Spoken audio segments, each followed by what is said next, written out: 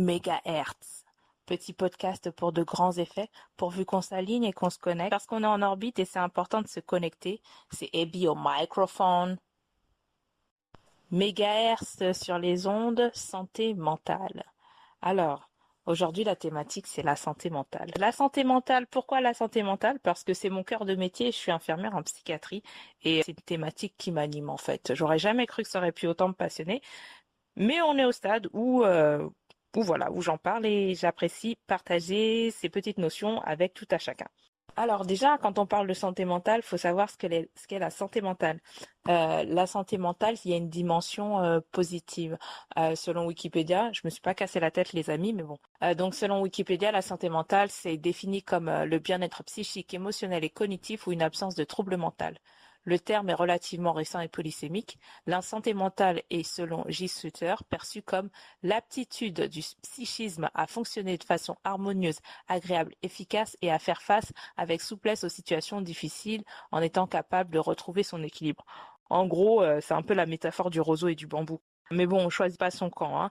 Et du coup, selon l'OMS, définit la santé mentale comme un état de bien-être qui permet à chacun de réaliser son potentiel, de faire face aux difficultés normales de vie, de travailler avec succès et de manière productive et d'être en mesure d'apporter une contribution à la communauté. Voilà pour la définition de la santé. La maladie mentale, c'est la dimension négative de la santé. C'est là où vous allez mettre dans votre case, parce qu'ici on aime bien les cases, vous allez pouvoir mettre toutes les pathologies. À partir du moment où c'est pathologique, où vous n'êtes plus dans le sein, vous êtes en état de maladie et là vous nécessitez des soins proposés par des professionnels. Alors qu'en fait la santé mentale c'est pas forcément que des soins proposés par des professionnels. Comme il a été dit dans la définition, c'est fonctionner de façon harmonieuse et agréable. Prendre du temps pour soi, aller à un concert, se faire des ongles, peu importe ton hobby, peu importe ton truc, c'est toujours être dans la santé. En gros, c'est quand ton esprit, quand ta psyché va réagir à un élément qui va perturber ta vie. Moi, j'aime bien prendre la métaphore un peu du circuit électrique qui, lorsqu'il est en surtension, il disjoncte en fait. Je crois que là, il n'y a pas plus clair.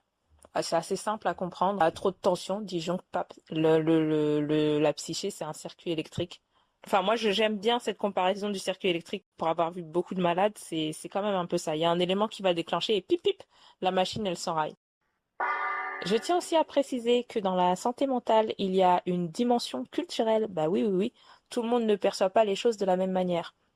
Faut rappeler que la culture, ta culture, c'est un peu mettre une teinte sur ta paire de lunettes. Peut-être tu vas avoir la vie en jaune, tu vas avoir la vie en vert, tu vas avoir la vie en gris, mais il est clair que ta culture ne te donne pas accès aux mêmes choses en fait.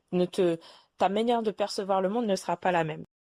En Occident, là plus clairement, je parle plus de la santé mentale, mais je parle de la maladie, de la folie en fait, hein. Il y a tout un imaginaire qui a été façonné via les livres, via les films, via les médias. Quand vous regardez un 7 à 8, Exemple.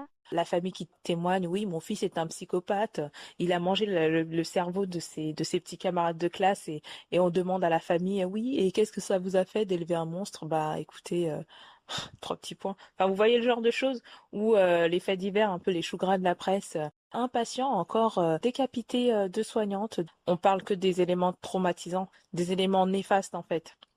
Ou on a aussi l'imaginaire des films, parce que les films, ils y ont joué pour beaucoup.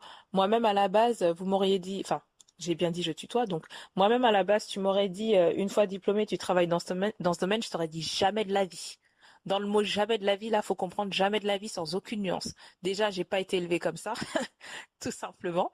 Et voilà, santé mentale, c'est un truc, mais c'est traumatisme. Traumatisme de quoi?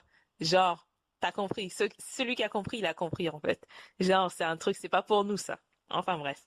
Donc, on est toujours dans la dimension culturelle, mais en Occident, ça va être les films. Shutter Island, pour ceux qui l'ont vu, ou Vol au-dessus d'un nid de coucou, pour ceux qui l'ont vu aussi, ou peut-être plus récent Black Swan. Après, j'ai pas une filmographie de fou de Dieu, désolé, mais ce sont des exemples qui me sont revenus et pour illustrer un peu mes propos.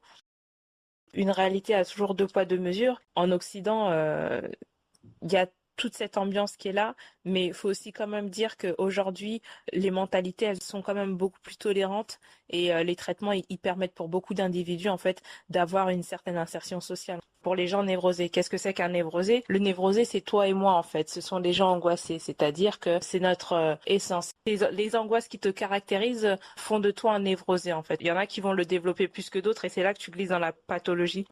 Tandis que le psychotique, c'est celui qui perd pied à la réalité, c'est celui que tu as vu dans tous les films, c'est celui qui va se prendre pour un tigre alors que c'est un être humain, tu vois. Eux, pour le coup, les psychotiques aujourd'hui, ils sont moins existants dans la communauté civile parce que c'est ceux-là qui font peur dans les médias.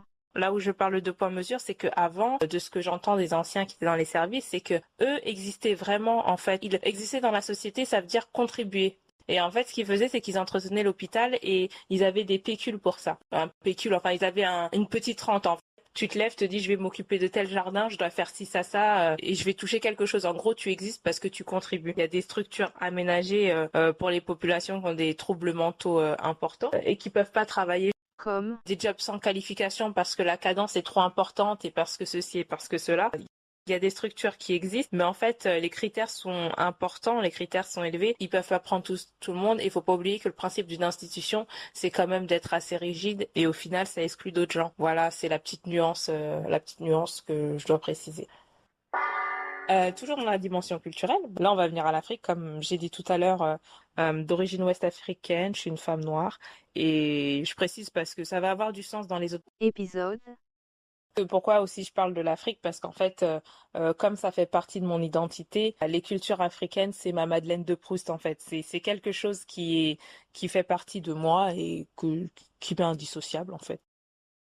La maladie mentale, la folie, c'est un stigma. Tu es foutu. C'est la mort sociale, c'est foutu.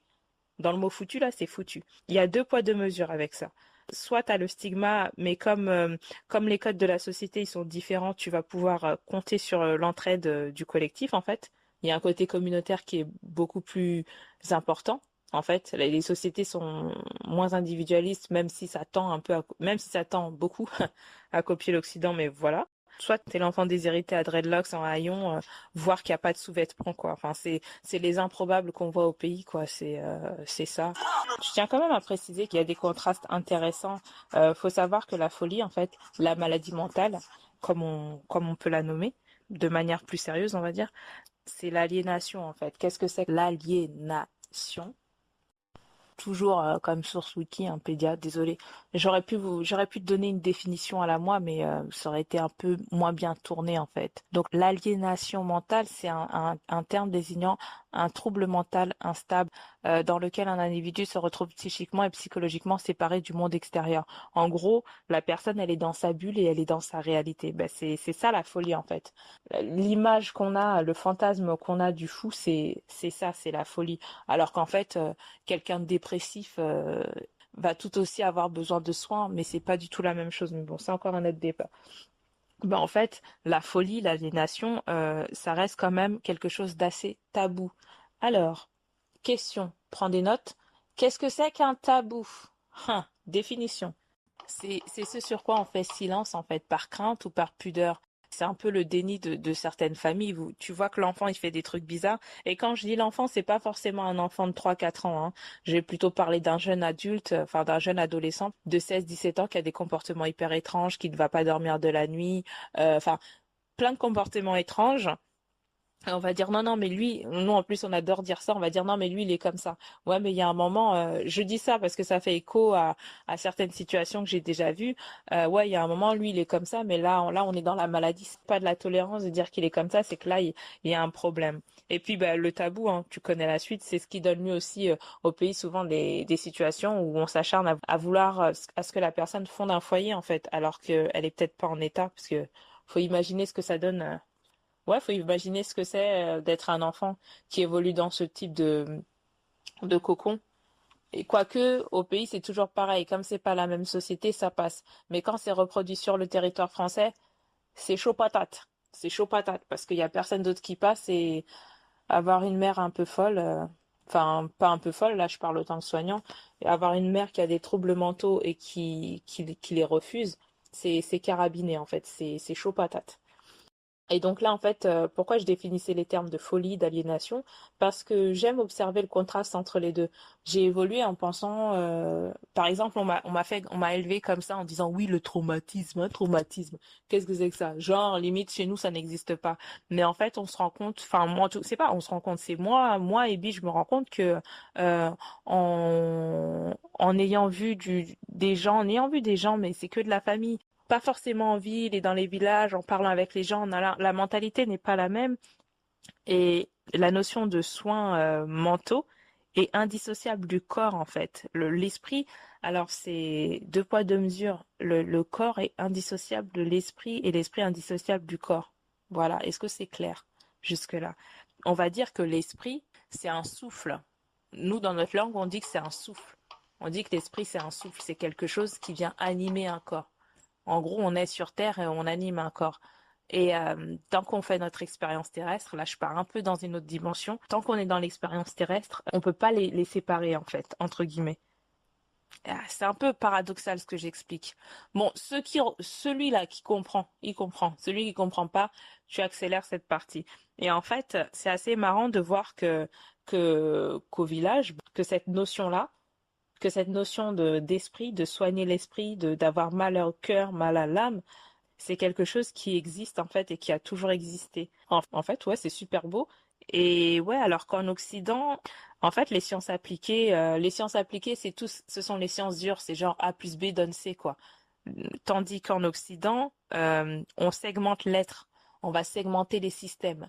Genre, un système, qu'est-ce que c'est? Un système, c'est une fonction genre système cardiaque, système pulmonaire, système rénal, système endocrino, système machin. Même si on les met en lien, euh, on met pas forcément la psyché et le corps en relation.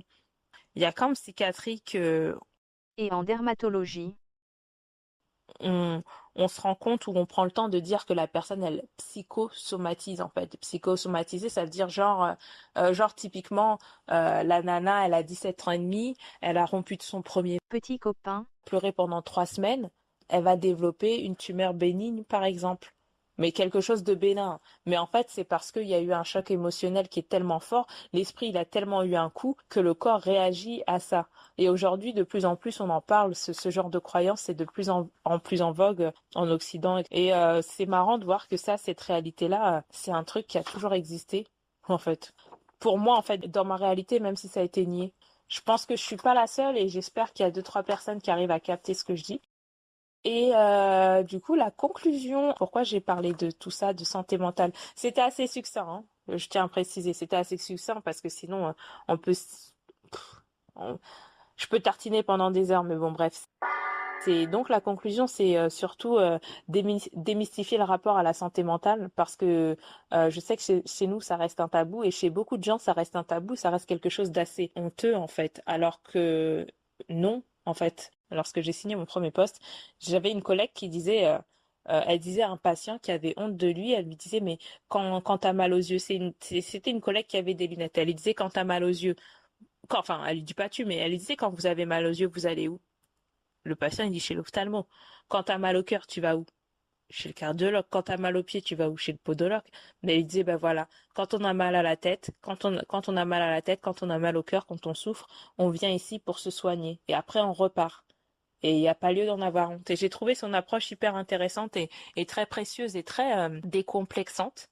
Donc je la partage avec toi et n'hésite pas si t'as mal au cœur, si t'as quelque chose qui te pèse, n'hésite pas à consulter un psychologue, peut-être pas un psychiatre parce que ça fait un petit peu beaucoup.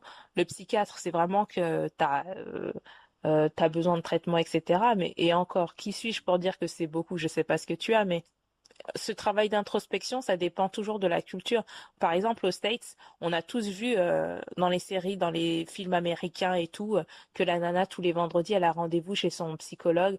Elle fait une psychanalyse depuis 12-13 ans. C'est de l'introspection, en fait. C'est un travail sur soi et c'est juste normal.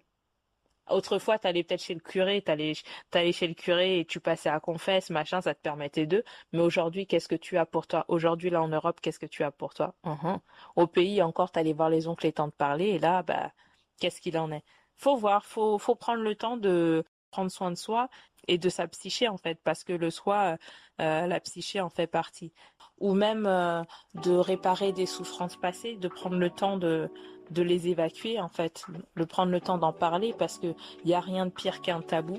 Mais bon, ça on verra ça plus tard dans d'autres épisodes, parce qu'en fait le tabou c'est le meilleur moyen de créer des traumas non évacués, mais on en reparlera plus. Un trauma, oui, un trauma, c'est un traumatisme. Bah, qu'est-ce que c'est qu'un traumatisme? En fait, en médecine, on va dire qu'un traumatisme, c'est un choc. T'es à la maison, ton enfant, il se cogne la tête contre la table basse, on va dire que c'est un trauma crânien. Ça veut pas dire que l'enfant, il va mourir, ça veut juste dire qu'il s'est cogné la tête contre la table basse.